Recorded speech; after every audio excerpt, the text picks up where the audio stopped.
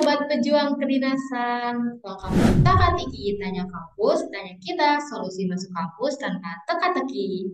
Nah, teman-teman semua, di hadapan kita semua nih sudah ada narasumber yang kece abis dari kedinasan. Ada yang tahu nggak nih kakaknya dari kedinasan mana? Ayo kalian coba tebak ya. Nanti kalian komen di bawah. Nah, oke Kak. Kita kenal maka kata sayang nih Kak. Sebelumnya kita kenalan dulu ya.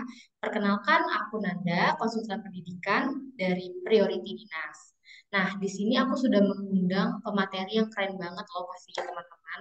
Yuk tanpa berlama-lama, mari kita langsung aja nih kenalan sama kakaknya. Kakaknya boleh kenalan dari nama lengkap, lalu kakak SMA-nya dari mana, jurusannya apa, terus kakak juga asal dari mana, dan pastinya prestasi kakak selama di SMA, dan kakak ini dari kedinasan mana sih kak? Bisa dijelaskan. Oke, halo adik-adik. Perkenalkan, nama saya Ibda Dania Nur Oleyoti Sumarto. Saya asal dari Madiun, Jawa Timur. SMA asal SMA 2 Madiun. Untuk jurusan ketika saya SMA, yaitu jurusan IPA. Untuk prestasi yang saya miliki ketika SMA, saya biasanya di bidang olahraga. Tapi untuk di bidang akademik, saya hanya mengikuti Olimpiade, jadi tidak mendapatkan juara. Nah, kakak berarti dari kedinasan Akpol ya kak ya? Ya, saya sebelumnya dari Kedinasan Akademi Kepolisian, lulusan tahun 2023. Oke, baik terima kasih Kak Dania atas perkenalannya. Jadi kenal nih kita ya. Oke, tanpa buat teman-teman semua tadi yang udah jawab bener di kolom komentar, selamat ya kalian tuh bener semua dapat 100. Nah, teman-teman semua kan udah tahu nih ya Kak Dania ini dari Akpol. Langsung aja yuk kita kepoin Akpol tuh gimana. Nah, Kak Dianya, boleh nggak sedikit ceritakan persiapan kakak tuh dulu pas mau daftar di Akpol tuh gimana? Lalu kenapa Kak Dania ini memilih Akpol dibandingkan PTN? Oke, jadi cerita singkat aja ya terkait kegiatan saya ketika mau mendaftarkan Akademi Kepolisian. Ketika saya mau daftar Akademi Kepolisian, sebenarnya saya belum punya bayangan waktu kelas 12, kelas 11. Saya masih bingung mau daftar apa. Pasti itu yang dialamin sama anak-anak SMA sekarang kan ya. Terutama yang apalagi yang kelas 12 bingung mau masuk PTN, PTS atau mau masuk kedinasan, akademi kayak gitu. Jadi kalau singkat cerita saya daftar itu tentunya butuh persiapan dari jauh-jauh hari. Saya memang sudah suka olahraga, jadi secara jasmani saya berlatih secara mandiri. Tapi untuk akademik, saya ikut bimbel, tapi tidak menjurus untuk kedinasan saja. Jadi bimbel yang saya ikuti itu bimbel neutron, di mana saya waktu itu mempersiapkan juga untuk tes SBMPTN. Kemudian untuk tes psikologi, saya juga ada tempat lesnya juga kalau psikologi. Kemudian kenapa saya memilih Akademi Kepolisian? Yang pertama, tentu orang tua pasti bangga kalau anaknya bisa masuk Polri seperti itu. Yang kedua, untuk masuk tes Akademi Kepolisian ini tidak dipungut biaya. Kemudian ketika kami sudah eh, menjalankan menjadi seorang taruna, kami dibiayai oleh negara secara langsung, baik dari pakaian, makanan, tempat tinggal, perlengkapan, seperti itu sudah dibiayai oleh negara. Nilai plusnya lagi, kami mendapatkan uang saku dari Akademi Kepolisiannya dari Polri begitu. Oke. Nah, sebelumnya Kak Dania ini sebelum mencoba ke Akpol, apa pernah coba ke PTN dulu, Kak? Oh, jadi kan kalau dulu masih ada tuh namanya jalur SNMPTN, tapi saya nggak masuk jalur SNMPTN. Jadi saya juga mempersiapkan tes SBMPTN-nya juga. Makanya saya ikut bimbelnya Neutron. Jadi saya memang nggak menjurus ke satu kedinasan aja. Waktu itu saya tes SBMPTN tapi berbenturan. Jadi ketika tes SBM sudah selesai tes, eh, hasilnya kan belum sempat keluar, tapi saya udah tes akpol. Kalau nggak salah itu waktu mau berangkat ke pusat. Jadi saya udah nggak monitor nilai saya berapa kayak gitu. Jadi belum sempat daftar ke tempat kuliah-kuliah ke apa universitas-universitas itu. Oke, berarti memang sebelumnya juga punya backup plan ya Kak untuk ke PTN-nya, tapi Ya, sudah terlebih betul. dulu dipanggil di kedinasan Akpol gitu ya Kak. Ya, Nah, betul. kalau boleh tahu nih Kak, persyaratan pada saat Kakak mendaftar itu apa aja sih Kak persyaratannya? Seingat Kakak nih. Seingat saya ya, di tahun saya persyaratan yang jelas secara administrasi kita harus lengkapin dulu ya. Itu bisa dicek di polri.go.id. Nanti ada persyaratan tinggi badan, kelengkapan surat apa saja yang harus kita lengkapi, yang perlu kita tulis, yang perlu kita legalisir, memakai materai seperti itu, dan harus berapa rangkap itu nanti tertera biasanya. Kalau adik-adik bingung, bisa langsung tanya ke Polres setempat adik-adik mendaftar. Seperti itu. Kalau secara Rikmin seperti itu. Kemudian habis Rikmin nanti akan dicek secara kesehatan, tinggi badan, mata, THT, seperti itu. Kemudian setelah tes kesehatan yang pertama dilanjutkan, kalau ini tentatif ya, baik jasmani, akademik, sama psikologi itu bisa berubah jadwalnya. Bisa jasmani dulu, akademik baru psikologi, atau psikologi dulu, jasmani baru akademik. Yang jelas, tiga hal ini pasti menjadi patokan untuk menentukan ranking adik-adik sekalian, memenuhi kuota dari Polda pengiriman atau tidak untuk dikirim ke pusat. Begitu juga nanti ketika di tes pusat, tiga hal tersebut menentukan juga adik-adik lulus terpilih atau tidak, seperti itu. Jadi nanti setelah kesehatan satu, adik-adik melaksanakan tes jasmani, tes akademik, tes psikologi. Setelah itu dilanjutkan perankingan sementara. Nanti ditentukan semisal Polda saya dulu tuh 35 orang nih yang dikirim, 5 perempuan, 30 laki-laki. Nanti di ranking 30 laki-laki sama 5 perempuan. Setelah itu dilanjutkan dengan kesehatan kedua. Kesehatan kedua ini mencakup tes darah, urin secara menyeluruh dari dalam tubuh kita, seperti itu. Terus nanti dilanjutkan PMK, dan yang terakhir Rikmin akhir. Rikmin akhir itu untuk pengecekan data lagi sudah sesuai belum dengan persyaratan yang sudah ditentukan oleh Polri sebelum mendaftar. Nanti baru kami dikirim ke pusat. Setelah dikirim di pusat, tes yang dilaksanakan sama persis seperti tes di daerah. Cuman yang membedakan di tes pusat ini ada tambahan Rikpil. Rikpil itu keterampilan. Masing-masing anak memiliki bakatnya masing-masing, keterampilannya masing-masing. Kalau ada adik bisa menari, dari tarian daerahnya boleh ditampilkan. Pernah juara lomba karate, boleh di ditampilkan juga bagaimana kata yang baik, seperti itu. Nanti langsung dicek oleh pejabat dari Polri. Kalau tahun saya paling tinggi waktu itu Wakapolri, gitu, Pak. Eh, Lumayan panjang ya Kak tahapannya untuk menjadi mahasiswa di akademik polisi ini. Ya, Nah, betul. Kak kalau di polisi itu boleh berkacamata nggak sih Kak? Kalau kita selama tes itu untuk secara kesehatan langsung dicek oleh tim Dokes ya, dari Polda maupun dari Mabes nanti kalau sudah di pusat. Jadi kalau setahu saya sejauh ini waktu kami mendaftar tidak ada yang memakai kacamata ya Kak ya. Mungkin ada toleransi di kalau 0,5 aja kayak gitu. Ada statusnya, status kesehatannya juga. Oke, siap Kak. Nah, menurut Kak Dania sendiri, tahapan tersulit pada saat Kakak mendaftar nih, apa aja nih Kak tahapannya?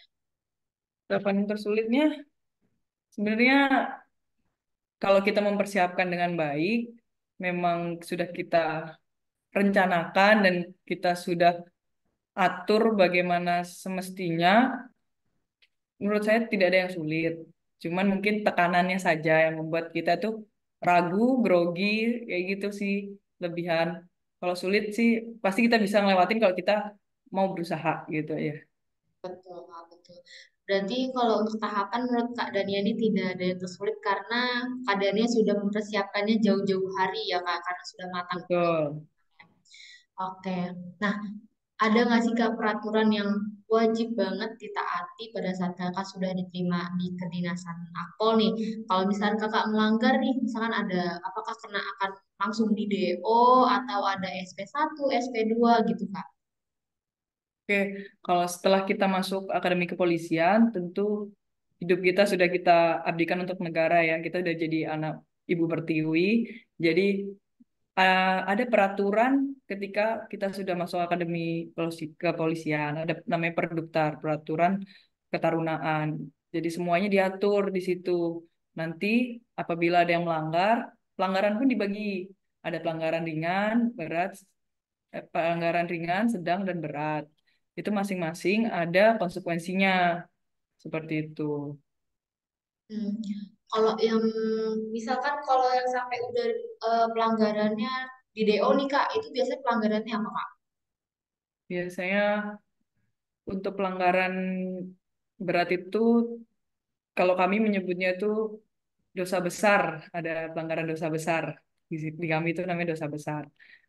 Itu setiap tahun bisa berubah sesuai per daftarnya. Kalau di tahun kami ada 13 dosa besar, kayak mencuri, berkelahi, melakukan kekerasan, asusila, kayak gitu, bisa di DO. Wah, uh, ngeri juga ya kalau di DO ya. Ya, betul. Kalau Mencontek aja, hmm, mencontek aja di kami termasuk dosa besar. oh berarti mencontek itu masuknya ke yang dosa besar ya Kak ya, bukan yang ringan Ya, atau sedang itu ya. enggak. Kan yang terutama adalah attitude kita ya. Betul atau enggak? Kan kalau kita menghadapi masyarakat ketika kita sudah lulus, yang paling penting tuh menurut saya adalah attitude-nya. Karena masyarakat nggak melihat kalian pintar atau enggaknya, tapi bagaimana cara kalian berkomunikasi dengan masyarakatnya langsung. Betul sekali. Oke Kak Dania nih kalau boleh tahu nih pada saat kita sudah berkuliah 4 tahun ya Kak kalau akademi polisi itu ya Kak. Betul. Sama Nah, seperti Akademi TNI, kami 4 tahun. pada saat selesai 4 tahun penempatannya itu gimana Kak? Kalau penempatan, kami satu angkatan disebar ke seluruh Indonesia. Di Polda-Polda masing-masing Polda ada perwakilannya nanti. Kalau di tempat saya dari ditempatkan di Polda Sumsel. Ada 7 orang angkatan saya yang ditempatkan di Polda Sumsel, yang kemudian nanti dibagi ke Polres-Polres. Oke. Polres itu mungkin sejajaran kota, kota kabupaten. Seperti itu. Untuk penempatan sendiri, ada nggak sih Kak, kita boleh milih nih penempatannya mau di provinsi mana atau memang sudah ditetapkan dari universitasnya Kak? Kalau penempatan tuh kita nggak bisa bilang mematok pada satu dasar aja ya, karena bisa sesuai peringkat ketika kita menyelesaikan pendidikan di akademi kepolisian atau menyesuaikan urgensi wilayahnya masing-masing. Mhm. Kebijakan dari pimpinan seperti apa, seperti itu. Jadi kita tidak bisa mematok, oh tahun ini sesuai ranking ini, tahun depan ternyata nggak ada urgensi, misal urgensi pemilu di wilayah daerah ini, kayak gitu-gitu. Oke, berarti kita lihat dari urgensinya ya Kak ya. Ya, betul. Nah, oke lah. Kalau seperti itu, aku mau minta cerita kakak nih, kesan kakak selama masa pendidikan di Akpol tuh gimana aja kak? Keseruannya kak, masa pendidikannya nih kak. Seru sih kalau pendidikan di Akpol, saya aja jujur kangen kan. Apalagi kita bareng-bareng kan sama dari berbagai daerah, 4 tahun bareng-bareng, tinggal susah bareng, seneng bareng, kegiatan bareng. Itu sih yang paling ngena waktu saya udah lulus.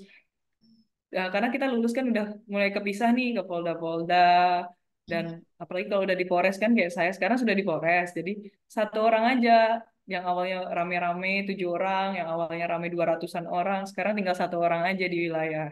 Jadi kita harus survive gitu kan. Untuk kesannya selama di Akpol, semua semuanya pasti berkesan. Semuanya punya ceritanya masing-masing. Setiap tingkat ada ceritanya masing-masing. Yang yang kita lalui di sana itu sudah dilalui oleh senior-senior kita sebelumnya. Pasti adalah ada hal baik dan hal buruknya. Tapi yang saya dapat sejauh ini merupakan hal yang baik karena senior selalu mengajarkan dan mengingatkan kepada kita bagaimana cara bertindak yang benar, bagaimana cara bertindak yang sesuai sesuai dengan apa ya, kondisinya, sesuai dengan takarannya, sebagaimana menjadi senior yang panutan bagi adik-adiknya. Itu ya yang diajarkan senior-senior yang berguna bagi saya di wilayah atau setelah saya perwira ini. Nah, kan banyak orang awam yang takut nih masukin anaknya ke polisi karena banyak berita burung ya Kak, karena di, kan di akademi polisi ada kekerasan A, B, C, D ya kayak mungkin seperti bullying atau kayak gimana gitu Kak. Nah sebenarnya tuh di kepolisian tuh ada nggak sih kayak gitu Kak? Kalau terkait bullying langsung itu tidak ada, ya. Apalagi kekerasan sekarang sudah tidak ada. Namanya kekerasan karena kekerasan sendiri juga merupakan pelanggaran berat di Akademi Kepolisian. Jadi sudah kan kami ada namanya pengasuh, pengasuh juga langsung memantau, senior juga langsung memantau bagaimana eh, perlakuan junior, bagaimana takaran yang harus diberikan kepada junior yang melakukan kesalahan, mengingatkannya seperti apa. Seperti halnya kalau masih melakukan kesalahan satu kali, harusnya seperti apa takarannya. Misalkan kesalahan dua kali, seperti apa. Apalagi sudah tiga kali, baru mungkin eskalasinya akan ditambah, seperti itu. Nah, Kak, aku boleh minta pesan-pesannya nggak nih buat calon mahasiswa baru Akademi Kepolisian yang mungkin tahun 2024 ini mau mendaftar nih, Kak? Oke, pesannya kan seperti apa ya? Kita ini kan sudah dibesarkan oleh orang tua, ya. Jadi yang paling penting itu sejauh ini adalah orang tua. Bagi saya sekarang sejauh ini adalah orang tua kita. Baik buruknya kita ini dipengaruhi oleh lingkungan. Tapi ingat, ketika kamu menggapai cita-cita, taruhlah motivasi paling tinggi. Karena saya bilang motivasi saya adalah orang tua saya, jadi saya nggak mau mengecewakan orang tua saya sejauh ini. Sebisa mungkin kita harus bisa banggakan, kita balas budi kepada orang tua kita masing-masing. Jadi ketika kalian mau malas, ketika kalian mulai bosan, ingat harus ada orang yang dibanggakan oleh kalian, yaitu orang tua kalian. Jangan menjadi beban. Memang agak apa ya, agak susah, tapi kita harus berusaha. Yakinlah, jangan sampai menyakiti hati orang tua kalian. Karena setiap langkah kamu, setiap kamu mau tes nanti, itu teriring doa dari orang tua kalian. Tuh, kalau secara ini, secara apa ya, batin tuh pasti terasa lah seorang anak harus apa terhadap orang tuanya, gitu. Oke, berarti memang kuncinya pesannya itu harus orang tua ya, Kak ya? Ya, kalau saya motivasi saya adalah orang tua udah. Oke, wah baik nih. Terima kasih banyak buat Kak Dania. Wah, sudah ceritanya cukup bagus sekali, sangat pengalamannya juga banyak banget nih ceritanya dari persiapannya, dari terus mungkin kesan kakak selama berkuliah di kedinasan Akpol ini. Nah, untuk teman-teman semuanya yang sudah menonton podcast ini, semoga Kak Nanda doakan dan Kak Dania doakan, semoga teman-teman ini bisa seperti Kak Dania ini. Amin. Nah, buat teman-teman Amin. semua, jangan lupa di like, comment, and share. Dan semoga bermanfaat juga podcast kali ini. Aku minta kalian semua yang udah nonton, komen di kolom komentar. Next podcastnya aku mau undang dari kedinasan mana lagi. Kalian boleh request ya. Oke, supaya masuk kampus gak jadi teka-teki, ikutin terus Taka Tiki. Tanya kampus, tanya kita. Bye-bye. Bye. Showers early Friday, but improving to greater than 6 miles on Friday morning. Stars shining bright.